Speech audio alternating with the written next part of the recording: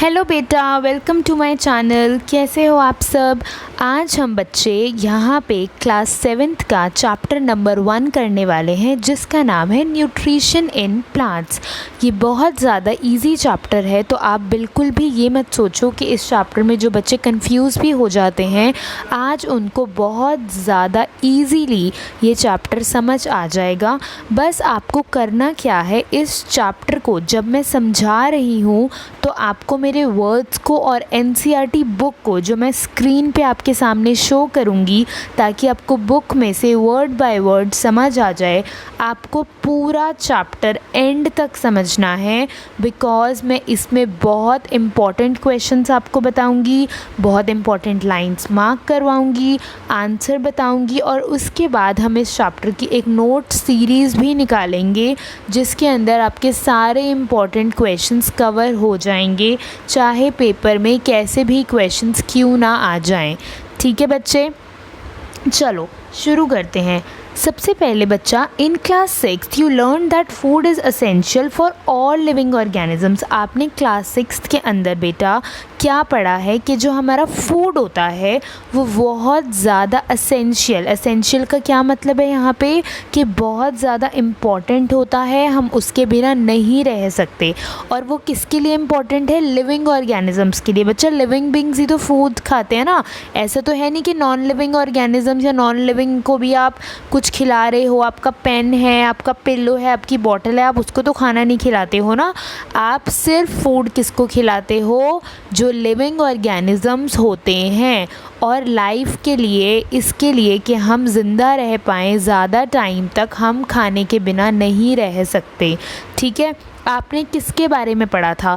Carbohydrates के बारे में पढ़ा था, प्रोटीन्स के बारे में पढ़ा था, फैट्स के बारे में पढ़ा था, विटामिन्स, मिनरल्स, ये सारे क्या हैं बच्चे? Components of food.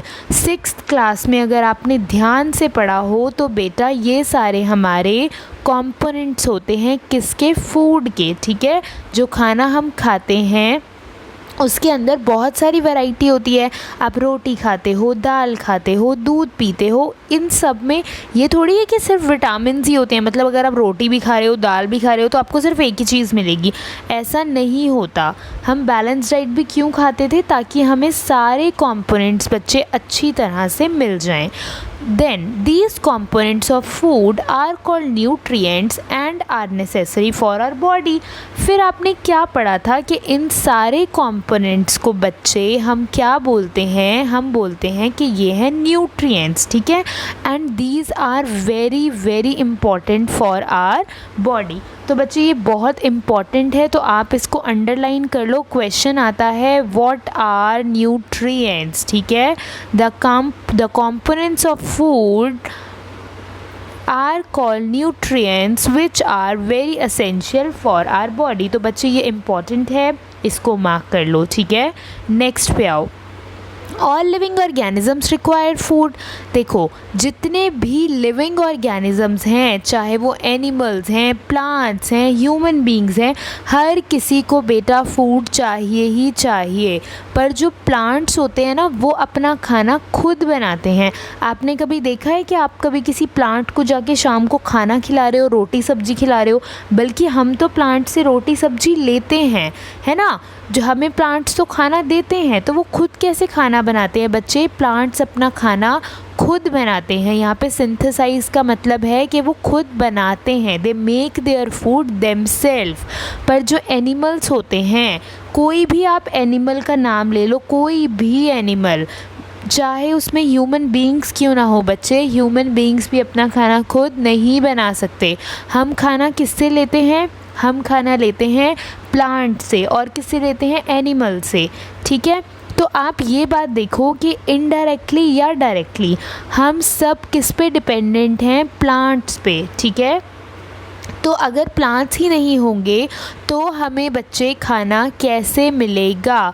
ये पैराग्राफ भी बहुत इम्पॉर्टेंट है। इससे क्वेश्चन आ सकता है कि how humans and animals are directly और इनडायरेक्टली डिपेंडेंट ऑन प्लांट्स। बच्चे जो ह्यूमन बींग्स होते हैं वो क्यों प्लांट्स पे या कैसे प्लांट्स पे डिपेंडेंट है, तो इसका आंसर क्या होगा कि प्लांट्स अपना खाना खुद प्रोड्यूस करते हैं, खुद सिंथेसाइज करते हैं, पर एनिमल्स नहीं कर सकते हैं, है ना। तो अब देखो जो बूजो है बच्चा एक लड़का है, इसको बहुत सारे क्वेश्चंस होते हैं, हर चैप्टर में इसको क्वेश्चंस होते हैं। तो ये पूछ रहा है कि बेटा मैम ये बताओ कि जो प्लांट्स हैं वो अपना खाना कैसे बनाते हैं।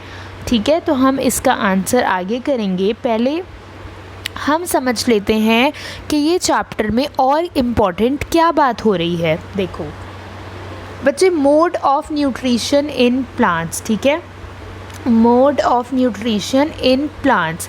अब बच्चे हम बात क्या कर रहे हैं, प्लांट सिर्फ ऐसे ऑर्गेनिज़म्स हैं जो अपना खाना खुद प्रोड्यूस करते हैं।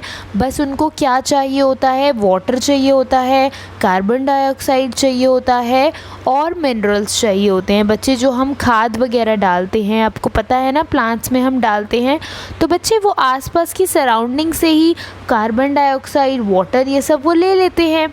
अब क्या होता है कि जो न्यूट्रिएंट्स हैं बच्चे, जो लिविंग ऑर्गेनिज़म्स को हेल्प करते हैं, प्रोवाइड करते हैं न्यूट्रिशन, मतलब क्या होता है कि हम खाना भी खाते हैं, हमारी अगर कभी चोट लग जाए तो होता है ना कि हमारी जो बॉडी पार्ट है वो खुद ही थोड़े टाइम बाद रिपेयर हो जाती है। तो इसमें क्या है बेटा कि जो न्यूट्रिएंट्स होते हैं ना वो बहुत ज़्यादा इम्पॉर्टेंट होते हैं।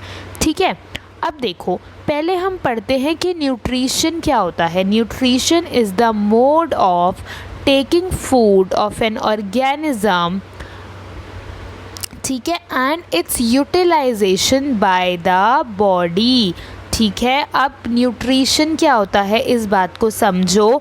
बच्चे हम खाना खाते हैं, ठीक है, यहाँ पे ऑर्गेनिज़म कोई भी ऑर्गेनिज़म है, ये नहीं है कि सिर्फ ह्यूमन बींग्स की बात हो रही है, कोई भी ऑर्गेनिज़म, कोई भी एनिमल हो सकता है, कोई भी ह्यूमन बींग हो सकता है।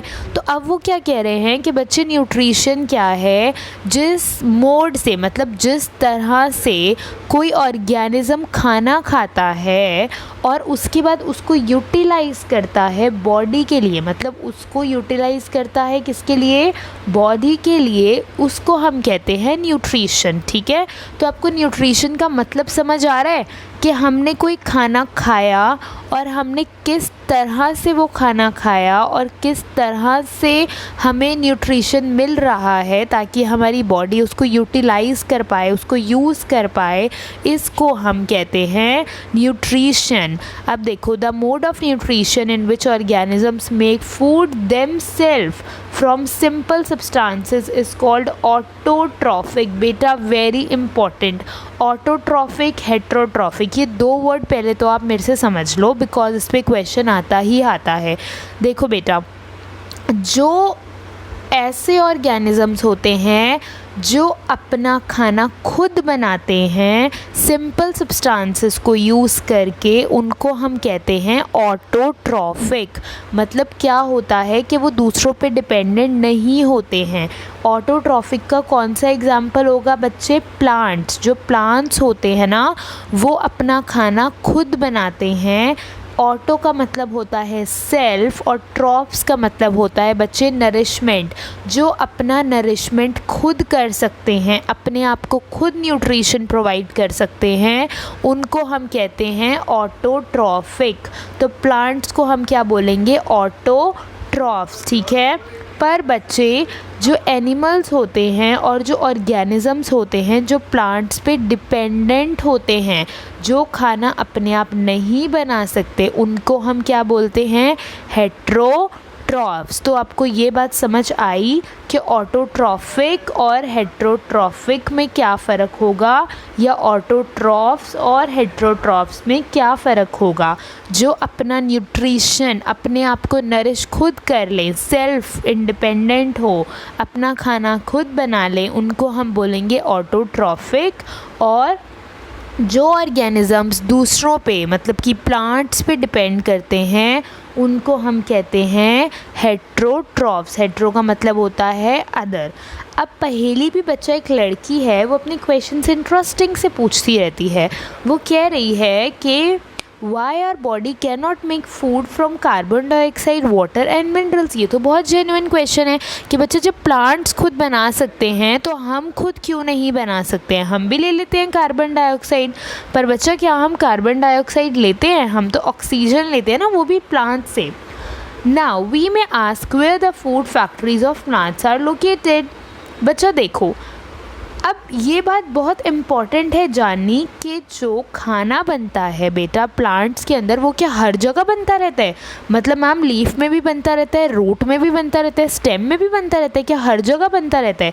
या फिर कोई एक पर्टिकुलर पार्ट है जहाँ पे खाना बनता है? और मतलब कैसे, ये बात समझ नहीं आ रही है कि कैसे खाना बनता है और कैसे ट्रांसपोर्ट होता है। मतलब वो हम मुँह से खा लेते हैं खाना, हमें बाहर प्लांट से खाना मिलता है, हम बनाते हैं और खा लेते हैं, पर ऐसा कैसे होता है कि प्लांट्स अपने ही अंदर खाना बना लेते हैं और खा भी लेते हैं? तो बच्चे इसको आगे समझते हैं, ठीक है।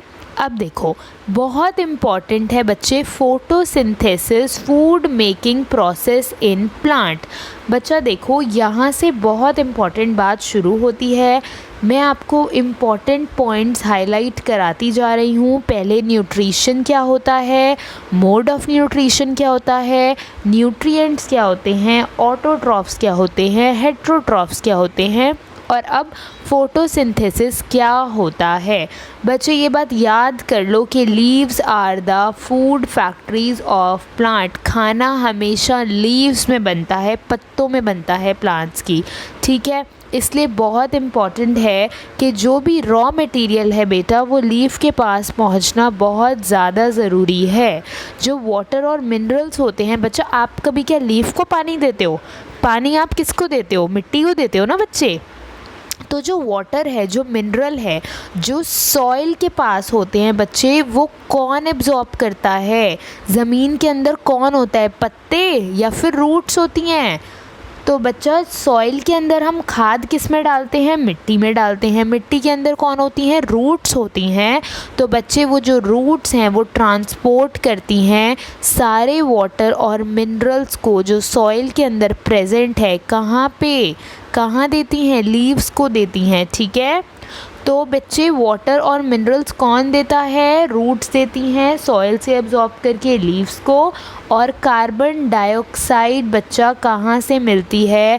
Through the tiny pores present on the leaves of surface. बच्चा देखो, वेरी इम्पॉर्टेंट कि ना जो बिल्कुल टाइनी पोर्स होते हैं बच्चा, टाइनी पोर्स होते हैं, ठीक है।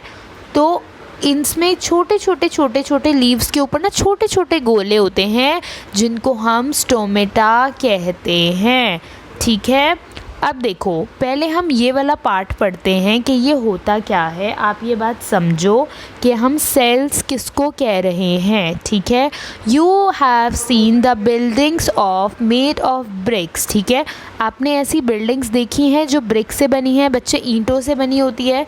इसी तरह जो हमारे लिविंग ऑर्गेनिजम्स हैं बच्चे, उनकी बॉडीज़ छोटी छोटी यूनिट से बनी होती हैं जिसको हम सेल कहते हैं, ठीक है।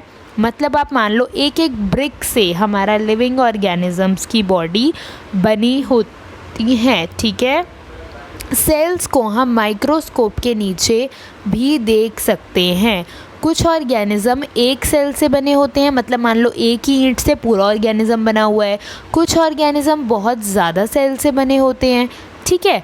अब आपको बच्चे समझना पड़ेगा कि आपको ये तो समझ आ गया ना कि जो लिविंग ऑर्गेनिज़म हैं उनकी बॉडीज़ छोटी छोटी टाइनी यूनिट से बनी होती है जिसको हम सेल कहते हैं।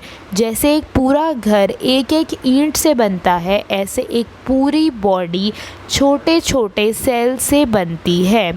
पर बच्चा एक सेल के अंदर भी बहुत सारे पार्ट्स होते हैं। सबसे पहले एक सेल होता है और सेल के बाहर एक आउटर बाउंड्री होती है बच्चे, जिसको हम कहते हैं सेल मेम्ब्रेन। क्या बोलते हैं? सेल की मेम्ब्रेन, जो आउटर बॉडी होती है ना। उसके बाद बेटा कुछ सेल्स के अंदर कुछ कुछ स्फेरिकल स्ट्रक्चर होता है, मतलब कि न्यूक्लियस होता है। ये आप देख रहे हो, ये एक सेल है, ये इसकी बाहर की बाउंड्री है और ये इसके अंदर ये छोटा सा बच्चे न्यूक्लियस है, ठीक है, स्फेरिकल स्ट्रक्चर होता है।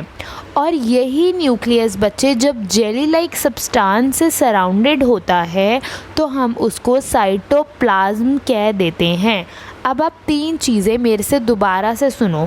आप मान लो आपकी बॉडी है, आप एक ह्यूमन बीइंग हो, आपकी बॉडी किससे बनी है बेटा? आपकी बॉडी सेल से बनी है, पता नहीं कितने करोड़ों अरबों पता नहीं कितने सेल से बनी है। और यहाँ पे हम एक सेल की बात बता रहे हैं कि जो एक सेल होता है, अगर आप उसकी बाहर की बाउंड्री को पूछोगे तो उसको हम सेल मेम्ब्रेन कहते हैं।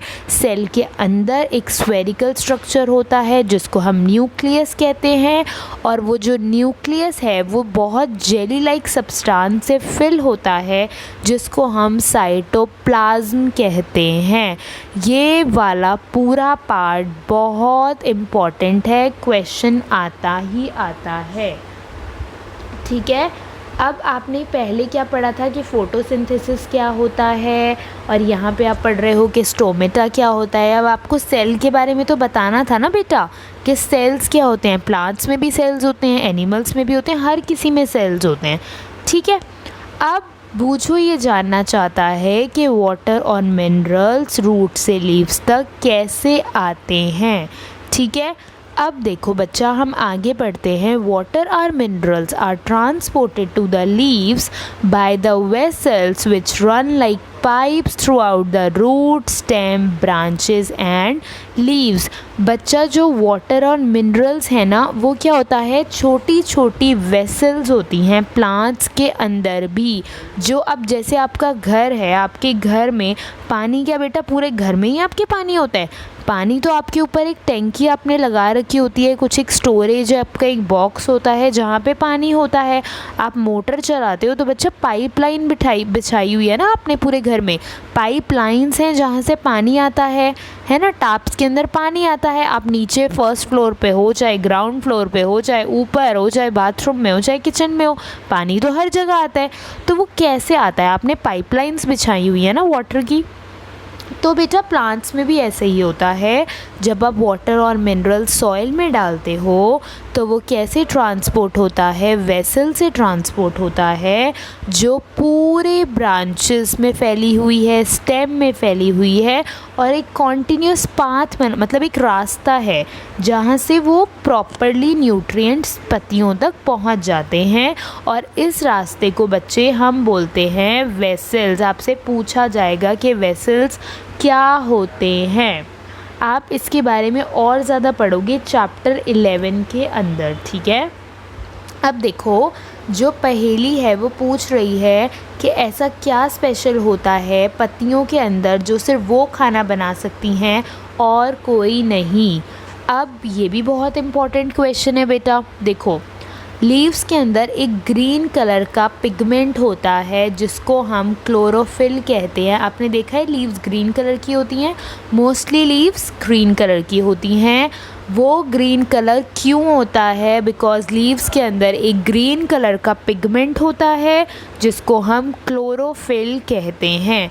वो क्या करता है? वो लीव्स को, मतलब पत्तियों को मदद करता है कि वो सन से एनर्जी ले लें और उस एनर्जी को लेकर कार्बन डाइऑक्साइड और वाटर को लेकर अपना खाना बनाएं। क्योंकि हमेशा खाना जो होता है वो सनलाइट की प्रेजेंस में ही बनता है, इसीलिए हम इसको बोलते हैं फोटोसिंथेसिस। बच्चा, हम फोटोसिंथेसिस क्यों बोलते हैं? बिकॉज फोटो का मतलब होता है लाइट, सिंथेसिस का मतलब होता है टू कंबाइन। जब भी बेटा जो लीव्स होती हैं, अब देखो बहुत सिंपल है, लीव्स खाना कैसे बनाती हैं। लीव्स के पास एक ग्रीन कलर का पिगमेंट होता है जिसको हम क्लोरोफिल कहते हैं। उसके बाद उसको पानी चाहिए होता है, पानी के साथ उसको कार्बन डाइऑक्साइड चाहिए होता है, और वो बिना सनलाइट के खाना नहीं बना सकते क्योंकि सनलाइट की प्रेजेंस में ही बाकी तीनों चीज़ें कंबाइन होती हैं, इसीलिए इस प्रोसेस को हम फोटोसिंथेसिस कहते हैं। तो अगर आपसे कोई पूछेगा कि व्हाट इज़ फोटोसिंथेसिस, तो आप क्या बोलोगे बच्चे? The process by which green plants make their own food in the presence of sunlight with the help of carbon dioxide and water.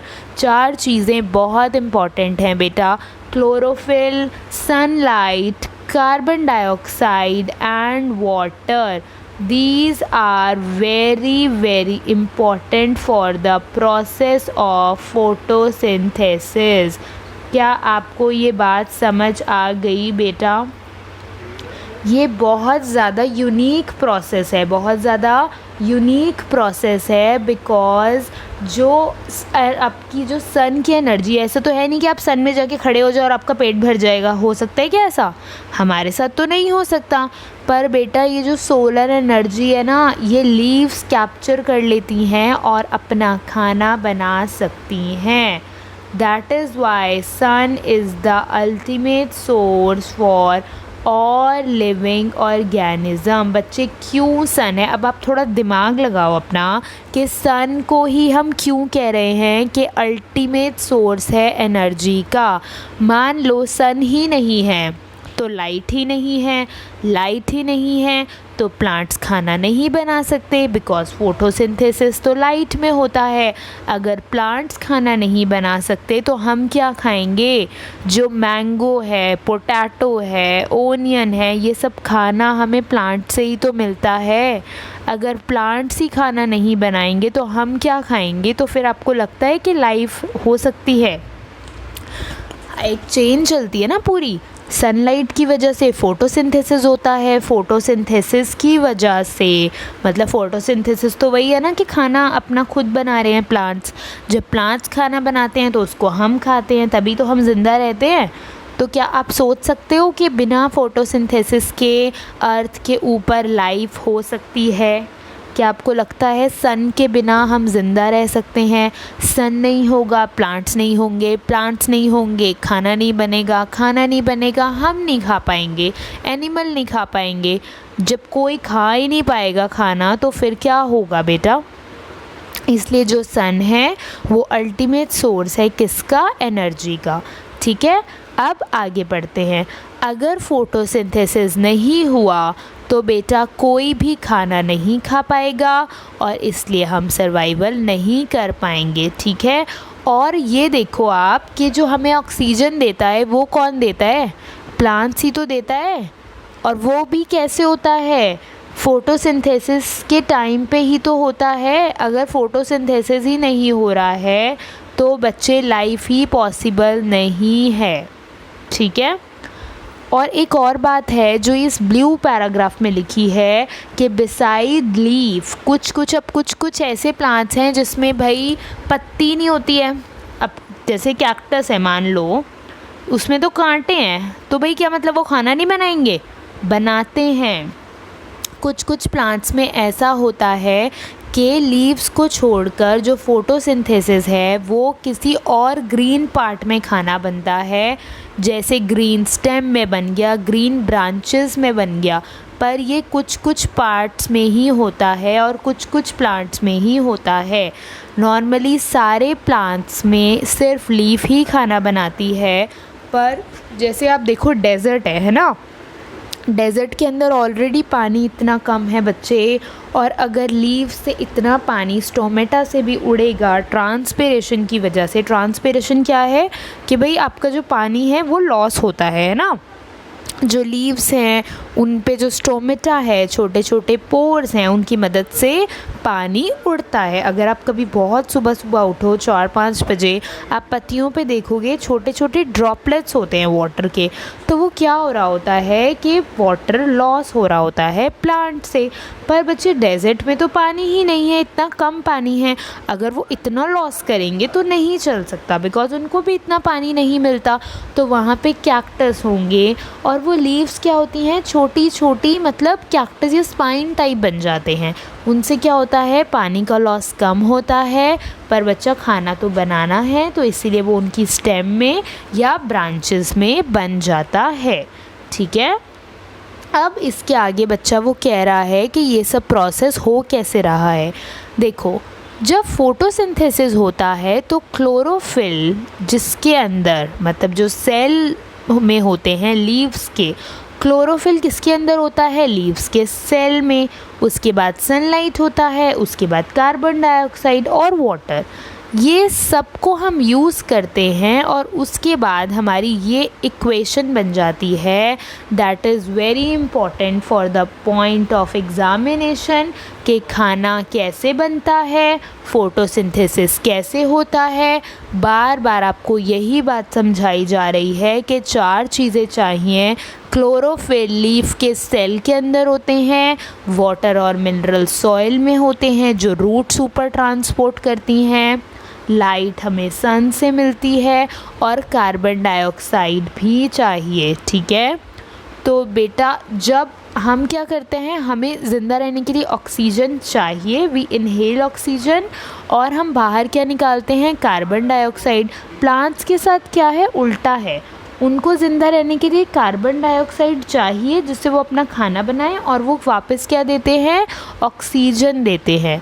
ठीक है, तो जब प्लांट्स को बेटा कार्बन डाइऑक्साइड मिलेगी और वाटर मिलेगा, तो वो क्लोरोफिल और सनलाइट की मदद से हमें बाहर क्या देंगे, कार्बोहाइड्रेट देंगे और ऑक्सीजन देंगे, ये जो खाना हम खाते हैं।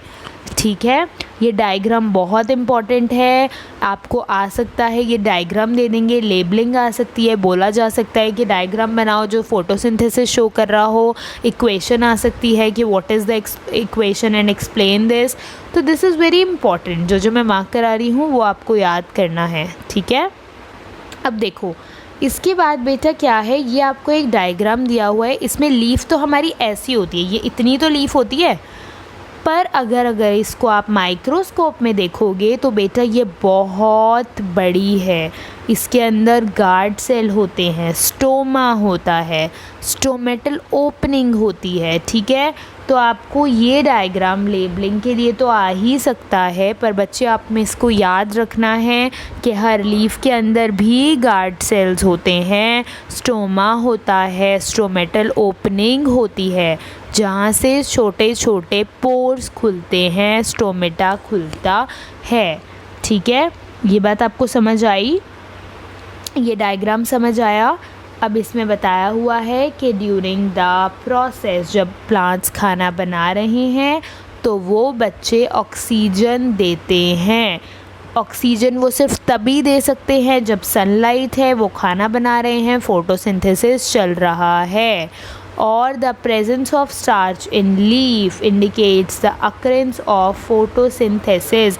बच्चे ये जो आलू है और जहाँ पे भी आपको स्टार्च मिलता है, कार्बोहाइड्रेट खाते तो हम वही है ना, वो खाना तो प्लांट ने बनाया होता है ना जो हम खा रहे होते हैं, तो आपको उससे पता चलता है कि फ़ोटोसिंथेसिस हुआ है। स्टार्च एक तरह का कार्बोहाइड्रेट है। ठीक है बेटा, अब देखो जो बूजो है उसने ऑब्ज़र्व करा है कि कुछ प्लांट्स तो डीप रेड कलर के होते हैं, ब्राउन लीफ होती हैं, तो उसमें क्या नहीं होता फोटोसिंथेसिस, बताओ। जो लीव्स में रेड कलर है, ग्रीन कलर है ही नहीं, तो उसमें होता है या नहीं होता है? आप मुझे इस क्वेश्चन का आंसर सोच के बताओ कमेंट्स में कि क्या उनमें होता होगा फोटोसिंथेसिस। और एक एक्टिविटी लेते हैं, ये फर्स्ट एक्टिविटी है कि आपको 2 पॉटेड प्लांट लेने हैं, दोनों सेम तरह के होने चाहिए, दोनों आप 2 तरह के, मतलब एक ही तरह के 2 पौधे ले लो। एक को आप अंधेरे में रख दो 72 आवर्स के लिए और दूसरे को आप सनलाइट में रख दो। उसके बाद perform iodine test with the leaves of both the plants. अब आपको आयोडीन टेस्ट करना है, क्या करना है, आपको आयोडीन टेस्ट करना है। जो पौधे को आपने डार्क में रखा और जिस पौधे को आपने सनलाइट में रखा, अगर आप उसके साथ आयोडीन का टेस्ट करोगे, उसकी लीव्स पे डालोगे, तो आपको दिखेगा कि जो लीव्स बच्चा ग्रीन थी, है ना, उसके अंदर क्या होता है, ग्रीन कलर क्लोरोफिल होता है। पर आप देखोगे कि बच्चा, आपको अपनी ऑब्ज़र्वेशन से पता चलेगा कि जब आप आयोडीन टेस्ट करोगे तो जो सनलाइट में प्लांट रहा है उसमें बहुत चेंज होगा, और जो डार्क में आप रखोगे उसमें बहुत चेंज होगा। ठीक है, अब मैंने आपसे आंसर पूछा था कि बताओ कि क्या होगा, मतलब अगर आप देखते हो कि कोई लीफ है जिसमें ग्रीन कलर ही नहीं है, क्लोरोफिल ही नहीं है, तो क्या होगा। The leaves other than green also have chlorophyll। जो ग्रीन नहीं भी होती उसमें भी क्लोरोफिल होता है। बहुत ज़्यादा अमाउंट में जो रेड, ब्राउन और अदर पिगमेंट होता है वो ग्रीन कलर का मास्क होता है। बेटा ये तो सीक्रेट पता चल गया एक, कि ये जो होती है ना पर्पल लीफ, ब्राउन लीफ, है ना, जिसमें आपको ग्रीन कलर ही नहीं दिख रहा है, बेटा इसमें ग्रीन कलर होता है, पर उसके ऊपर पर्पल कलर या ब्राउन कलर कोट होता है, ये उसका मास्क होता है, पर उसके अंदर भी ग्रीन कलर होता है और फोटोसिंथेसिस उन लीव्स के अंदर भी होता है। ठीक है, ये वाली बात आपको मेरी समझ आई। अब देखो, आप बहुत ज़्यादा बार आपने देखा होगा कि ग्रीन पैच, जो स्टेगनेंट, जो रुका हुआ पानी होता है ना, कई बार जगह बिल्कुल ग्रीन ग्रीन होता है पानी के ऊपर। अगर आपने कोई नाला देखा हो या फिर कोई पानी जो रुका हुआ है, वहाँ पे आप देखोगे कि भाई ग्रीन ग्रीन पैचेस थे हैं पॉन्ड के ऊपर। बच्चा ये क्यों होता है, क्यों होता है? These are generally formed by the growth of organisms called algae। अब आपको बताना है एल्गी ग्रीन कलर में क्यों होती है। बिकॉज एल्गी में भी क्लोरोफिल होता है और वो भी अपना खाना खुद बनाती है फोटोसिंथेसिस की मदद से। इतनी बात आपको समझ आई? क्या आपको यहाँ तक समझ आया जो मैंने आपको बताया है?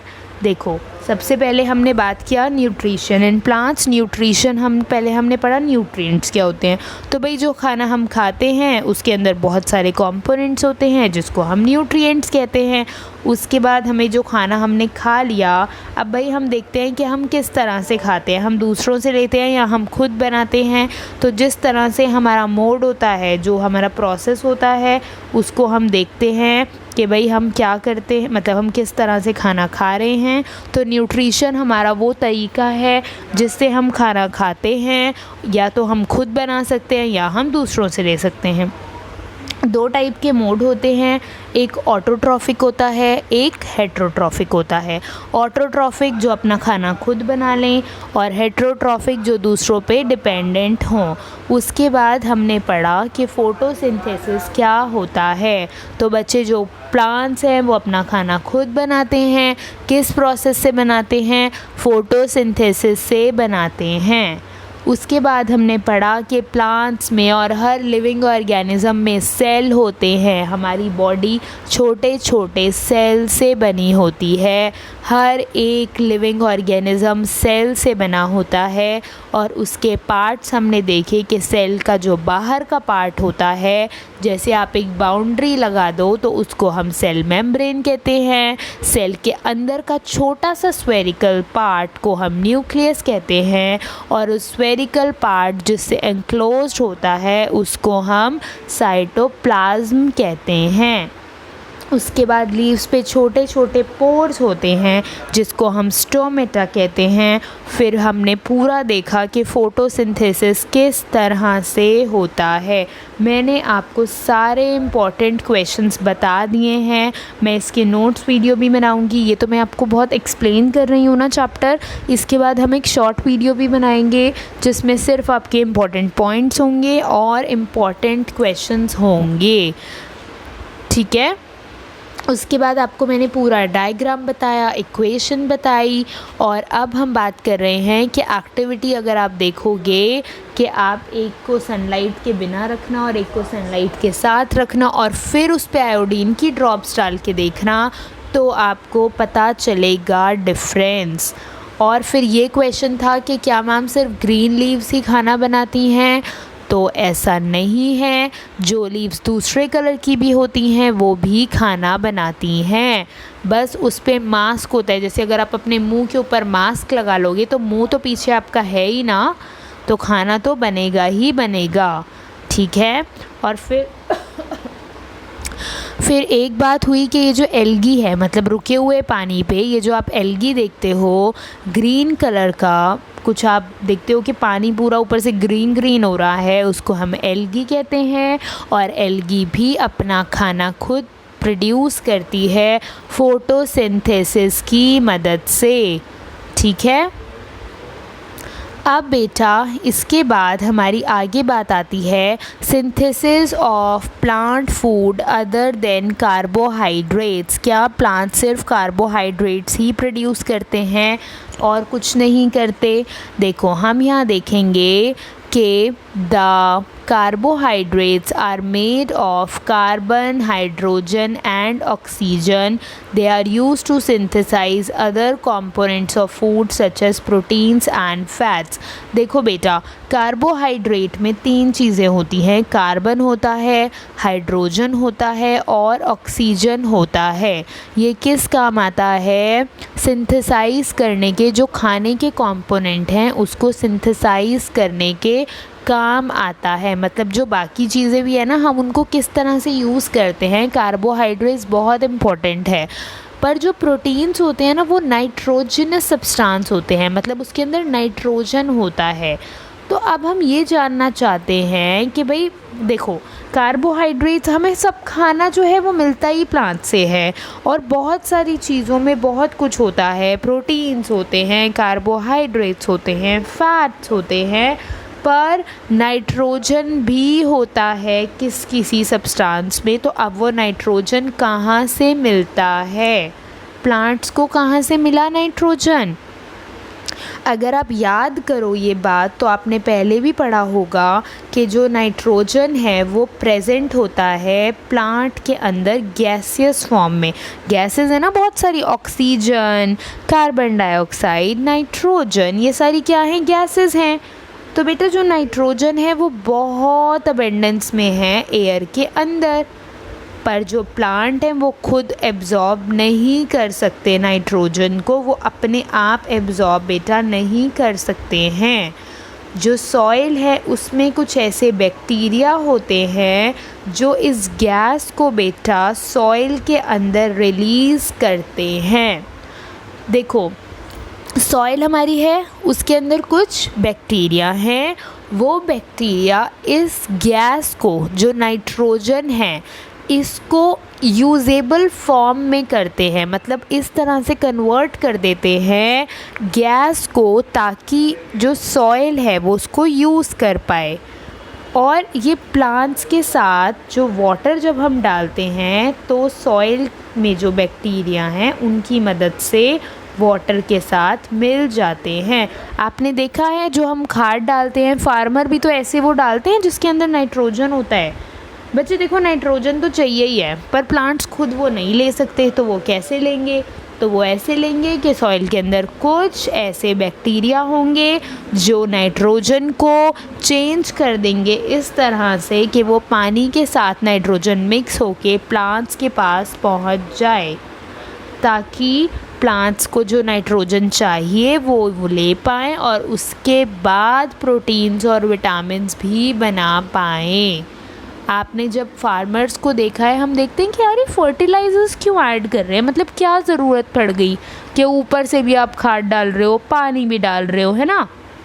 तो बेटा वो इसीलिए, बिकॉज़ नाइट्रोजन प्लांट्स खुद नहीं ले सकते, हमें बाहर से खाद वगैरह हम डालते हैं, उसमें कुछ ऐसे बैक्टीरिया सॉइल में भी डालते हैं जो हेल्प करते हैं एसेंशियल मिनरल्स को प्लांट्स तक पहुंचाने में।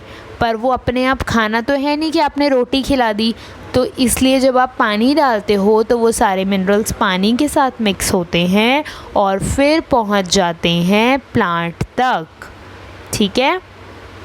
अगर आपको कोई भी प्रॉब्लम हो ना बेटा, कहीं भी कोई भी प्रॉब्लम आए, आप मुझे कमेंट में लिख देना कि मैम हमें ये बात समझ नहीं आ रही है। मैं आपका वो टॉपिक जब हम नोट्स करेंगे तो मैं दोबारा से उस टॉपिक को उठा लूँगी। हमारी टेस्ट सीरीज़ भी बनती हैं, नोट्स भी बनते हैं, बहुत कुछ होता है, पर आपको पूरा ढंग से पढ़ना पड़ेगा। अगर आप पूरी वीडियो समझ रहे हो तो आपको बेटा कोई प्रॉब्लम नहीं आ सकती, ठीक है। यहाँ तक ही हम आज करेंगे बच्चे, बिकॉज़ इसी में ही बहुत सारे इम्पॉर्टेंट टॉपिक्स कवर हुए हैं, इम्पॉर्टेंट क्वेश्चंस कवर हुए हैं। इसके बाद मैं इसका सेकंड पार्ट बनाऊंगी और वो अपलोड कर दूंगी, उसका डिस्क्रिप्शन में मैं लिंक डाल दूंगी। इसके बाद जब आपको इतना पार्ट समझ आ जाए, पहले तो इसको पढ़ना, इसके क्वेश्चंस को लर्न करना, उसके बाद बच्चे आप सेकंड पार्ट उठाएंगे। एक ही दिन में अगर आप सोचोगे कि आप पूरा चैप्टर पढ़ लो तो आपको पूरा डिटेल में वो समझ नहीं आएगा। हाँ, जो मैं नोट्स वीडियो बनाऊंगी उसमें हम पॉइंटर्स डिस्कस करेंगे, वो ठीक है, पर बेटा एक बार तो आपको समझना पड़ेगा ना। और अगर आप बाहर कहीं नहीं पढ़ रहे हो तो बेटा इससे ज़्यादा इम्पॉर्टेंट वीडियो कोई नहीं है। आप इसी को ध्यान से समझ लोगे ना तो आपको ये चैप्टर बहुत अच्छे से समझ आ जाएगा। यहाँ तक सारे क्वेश्चंस पढ़ो, उनके आंसर पढ़ो, जो जो मैंने मार्क कराया है सब पढ़ो। उसके बाद हम अगली बार यहाँ से बच्चे शुरू करेंगे other modes of nutrition in plants, ठीक है। ओके बेटा।